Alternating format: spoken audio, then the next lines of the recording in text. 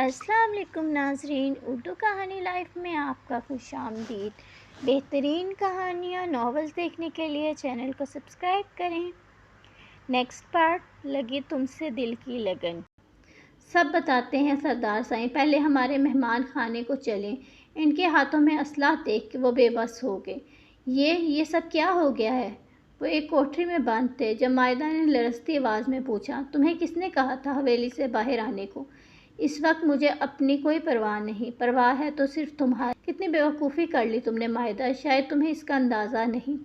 वो दोनों हाथ कमर के पीछे बांधे कमरे में टहलते हुए बोले। अभी तक वो मामला समझने में ही लगी हुई थी। मायदा के चेहरे का रंग उड़ गया। इसके हरासा चेहरे को एक नज़र देखते हुए वो इसके करीब आ बैठे। प्लीज़ रो मत, मैं हूं ना तुम्हारे साथ, मेरे होते तुम्हें कुछ नहीं होगा। इसके खौफज़दा चेहरे को देखते हुए उन्होंने इसे अपनी ज़ात का मान दिया। इसकी आंखों में आंसू आ गए। इसी वक्त खटके की आवाज़ पर दोनों बुरी तरह चौंके। कुछ भी हो जाए मायदा, मगर तुम्हारे चेहरे पे नकाब रहना चाहिए। अपना चेहरा ढांप लो। इसने चादर में छुपा लिया। शहरोज़ खान तुम? सरदार शाहवीर खड़े होते हुए हैरत से बोले। मायदा का नाजुक सरापा इनके तवाना वजूद के पीछे मुकम्मल छुप गया। हाँ मैं सरदार साईं, मक्कारी से हंसते हुए वो इनके रूबरू आ खड़ा हो। इसके पीछे हथियारों से लेस कुछ चेहरे और नमूदार हुए। किस लिए मुझे यहाँ लाया गया है? वो गुस्से और संजीदगी से बोले। आपको नहीं सरदार साईं, बल्कि आपकी शहरी बीवी को। खबासत से मुस्कुराते हुए इसने तसीह की। ये क्या बकवास कर रहे हो तुम? सरदार शाहवीर बोले नहीं बल्कि गरजे। मायदा थर थर कांपने लगी। फिर इनके चेहरे पर गुस्सैली नज़र डालते हुए बोली, अपनी औरतों के बारे में तुम्हें बात करना बकवास लग रहा है, मगर दूसरों की औरतों पर बुरी नज़र रखने को तुम क्या कहोगे? वो मामला और है, और इस वक्त जो तुम करने की कोशिश कर रहे हो वो गलत है। क्यों मामला और है सरदार साईं? और जो तुम्हारा छोटा भाई कर रहा है वो सही है? वो बोला, मुझे ये ना सिखाओ कि क्या गलत है और क्या सही है। तुम लोगों ने हमारे घर की इज्जत पे बुरी नज़र डाली है और हम तुम्हारे घर की इज्जत को ही उठा कर ले आए हैं। वो फातिहाना अंदाज में बोला। अपनी ज़ुबान को लगाम दो शहरोज़ खान, मैं किसी हाल में भी दुश्मनी नहीं करना चाहता, मगर तुम दुश्मनी में पहल कर रहे हो। इनकी आंखें सुर्ख अंगारा हो चुकी थी। हम दुश्मनी में पहल नहीं कर रहे बल्कि कर चुके हैं। आज मैं तुम्हारी बीवी का तुम्हारे सामने वो हाल। शहरोज़ खान वो लपके और उसका गर्बान थाम कर ज़ोर से खींचा। शहरोज़ खान को लगा जैसे इसकी सांस तंग पड़ चुकी है। फुर्ती से इसके आदमी आगे बढ़े और इसे छुड़ाने की कोशिश की, मगर इनकी गिरफ्त बेइंतहा मजबूत थी। इनके हवास पे खून सवार था। शहरोज़ खान की आंखें उबल कर बाहर आ गईं। सब कुछ देखते हुए मायदा की आंखें खौफ से फटी की फटी रह गईं। अगर वह बर वक्त दीवार का सहारा ना लेती तो यकीनन ज़मीन बोस हो चुकी थी। वो सब के सब इन्हें अपनी तरफ खींच रहे थे, मगर वो तो जैसे एक जुनून की जद में थे।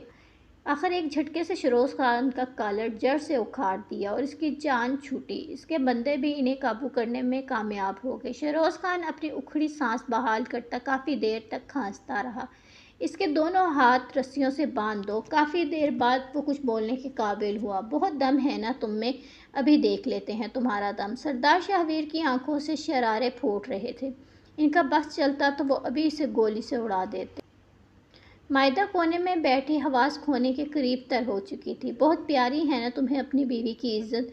इसने मायदा की तरफ देखते हुए कहा, जिसका रंग जर्द हो चुका। सरदार शाहवीर रस्सियों से बाजू छुड़वाने की कोशिश करने लगे। शहरोज़ खान, मेरी बीवी के वजूद पर बुरी नज़र डाली तो अंजाम अच्छा ना होगा, 7 नस्लों को भुगतना पड़ेगा। वो धारे। अच्छा, इसने कहका लगाया। लो तुम भी क्या याद करोगे? कुछ नहीं कहते तुम्हारी बीवी को, मगर इसके लिए फिर तुम्हें भी तो कुछ करना पड़ेगा। यखलत वो इनकी तरफ मुड़ा। उन्होंने तबस्सुम से अंदाज में इसकी तरफ देखा। अगर तुम अपनी बीवी की इज्जत चाहते हो तो तुम्हें 10 कोड़े खाने पड़ेंगे। तुम्हारे हाथ खुले होंगे, मगर तुम भी कोई मुज़ाहमत नहीं करोगे। बोलो मंजूर है? इसने यकदम पैंतरा बदला।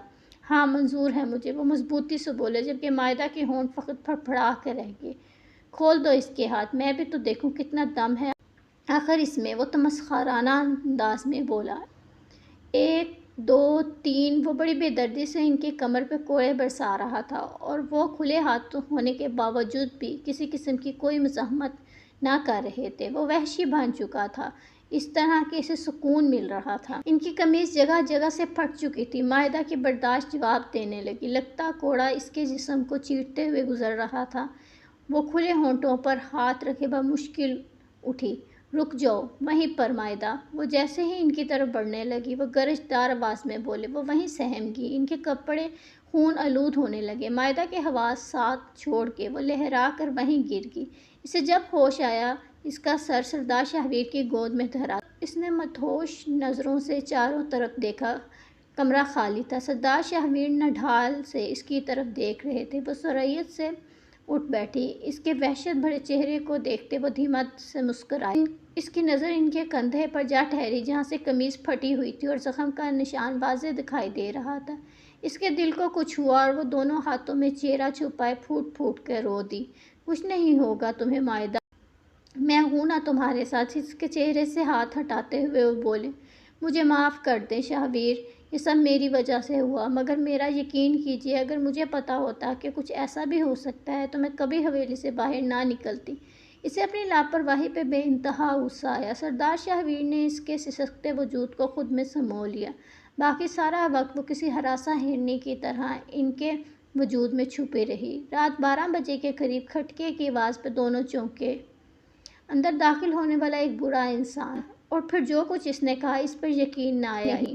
اس نے کہا باہر کوئی نہیں، آپ جائیں۔ وہ ایک دفعہ پھر سے بولا، مگر تم کون ہو اور ہماری مدد کیوں کرنا چاہتے ہو؟ انہیں یہ شہروز خان کی کوئی چال ہی لگی۔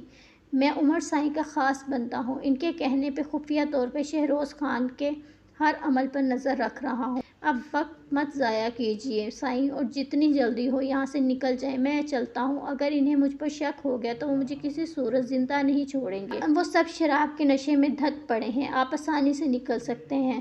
سردار شاہویر نے صرف ایک لمحہ سوچا اور پھر مائدہ کا ہاتھ تھام کر باہر کی طرف بڑھ گیا۔ میں اسے زندہ نہیں چھوڑوں گا۔ اس کی اتنی جرأت کہ اس نے ادا سائیں پہ حملہ کیا۔ وہ گھر آ چکے تھے۔ ان کی حالت دیکھتے عمر پاگل ہو گیا۔ اس کا بس نہیں چل رہا تھا کہ شہروز خان کو جان سے مار دے۔ عقل سے کام لو عمر۔ بابا سائیں نے اسے باہر لپکتے دیکھ کے اس کا ہاتھ تھاما۔ اس نے ادا سائیں اور بھرجائی کے ساتھ یہ سب کیا ہے اور مجھے عقل کی پٹی پڑھا رہے ہیں۔ وہ زندہ رہنے کے لائق نہیں ہے اور میں اسے چھوڑوں گا نہیں۔ بہت شوق ہے نا اسے دشمنیاں پالنے کا۔ اب میں بتاؤں گا اصل دشمنی کہتے کس کو ہے۔ وہ بپھرا ہوا شیر ہی لگ رہا تھا، کسی صورت قابو میں نہیں آ رہا تھا۔ عمر، دشمنی تو انہوں نے ہم سے کر ہی لی ہے، میں کب اسے چھوڑنا چاہتا ہوں، مگر پتر ہر کام کا ایک وقت ہوتا ہے۔ اپنے غصے کو کنٹرول کرو، غصہ عقل کو کھا جاتا ہے۔ پہلے اپنے دماغ کو ٹھنڈا کر لو، پھر سوچنا کہ ہمیں آگے کیا کرنا ہے۔ شاہویر کی حالت تو میری بھی برداشت سے باہر ہے۔ بابا سائیں نے اسے سمجھانے کی اپنی سی کوشش کی، ورنہ بڑے بیٹے کی حالت پہ ان کے اندر بھی اشتعال کے بھانبڑ چل رہے تھے۔ عمر نے نور بانو سے کورٹ میرج کر لی اور پھر اسے حویلی لے آیا۔ حویلی کے تمام لوگ اس کی حرکت پر پریشان ہو گئے۔ وہ اس طرح ہرگز نہیں چاہتے۔ اب آگے کیا ہوگا؟ سب کی سوچ اسی نقطے پر رک چکی تھی۔ چونکہ نور بانو اسے دل کی تمام تر گہرائیوں سے چاہتی تھی، اس لیے بھائی کی دشمنی پر اس کی محبت کو ترجیح دے بیٹھی۔ شہروز خان تو پاگل ہی ہو گیا۔ وہ پاگل کتے کی طرح اپنے ساتھیوں کے ہمراہ حویلی کی طرف روانہ ہوا تھا۔ بابا سائیں کو جیسے ہی ان کی کارروائی کا علم ہوا، انہوں نے اپنے دوست ڈی ایس پی حشام سے پولیس کی مدد مانگی۔ ان کی حویلی سے باہر پولیس اسلحہ سے لیس آ کھڑی ہوئی۔ شہروز خان سوچنے سمجھنے کی صلاحیت کھو چکا تھا، اسی لیے پولیس کو اپنے معاملے سے دور رہنے کو کہا۔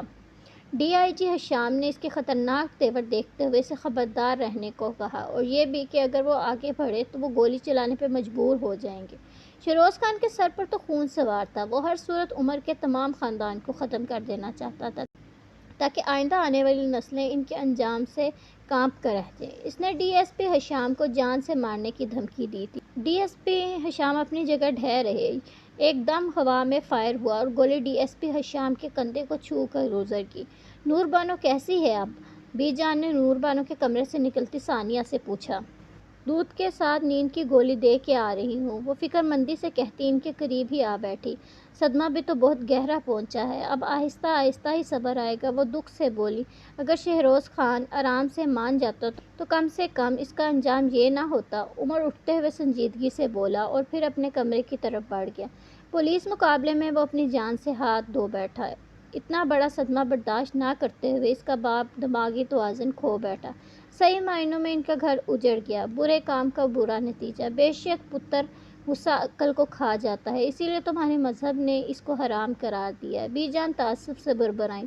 سردار شاہویر بغیر ایک لفظ کہے اٹھے اور خاموشی سے اپنے کمرے کی طرف بڑھ گئے۔ بی جان نے مائدہ کو ان کے پیچھے جانے کا اشارہ کیا تو وہ بھی اٹھ کھڑی ہوئی۔ وہ جیسے ہی کمرے میں داخل ہوئی وہ قمیض اتار ہاتھ میں مرہم پکڑے کھڑے تھے۔ وہ آہستہ آہستہ چلتی ان کے قریب آئی اور پھر ان کے ہاتھ سے مرہم پکڑ لیا۔ انہوں نے استفہامیہ نظروں سے اس کی طرف دیکھا۔ آپ بیٹھیں، میں لگا دیتی ہوں۔ وہ کچھ بھی بولے بغیر آہستہ سے بیڈ پہ ٹک گئے۔ ان کے زخم دیکھتے ہوئے وہ اندر تک لرز گئی۔ اسے یاد آیا جب کوڑا پڑتا تھا تو سردار شاہویر کے چہرے پر کتنی تکلیف بھرے تاثرات ابھرتے تھے، مگر وہ کسی قسم کی مزاحمت کیے بغیر سب سہتے تھے، صرف اس کی عزت کی خاطر۔ جب انہوں نے آپ کو مارا تھا تو آپ کو بہت درد ہوا ہوگا نا؟ ان کے زخموں کو ہاتھ سے چھوتے وہ دکھ سے بولی۔ نہیں۔ ان کا جواب اس کی توقع کے برخلاف تھا۔ وہ حیران ہوئی، آخر وہ ایسا کیوں کہہ رہے ہیں؟ مگر پھر ان کے اگلے جملے نے اسے ساکت کر دیا۔ تمہاری عزت کی خاطر میں 100 کوڑے کھانے کو بھی تیار ہو جاتا۔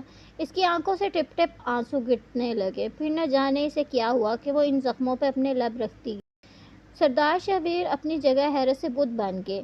I love you Shahvir, really love you، وہ روتے ہوئے اقرار کر رہی تھی۔ سردار شاہویر جیسے گہری نیند سے بیدار ہوئے تھے۔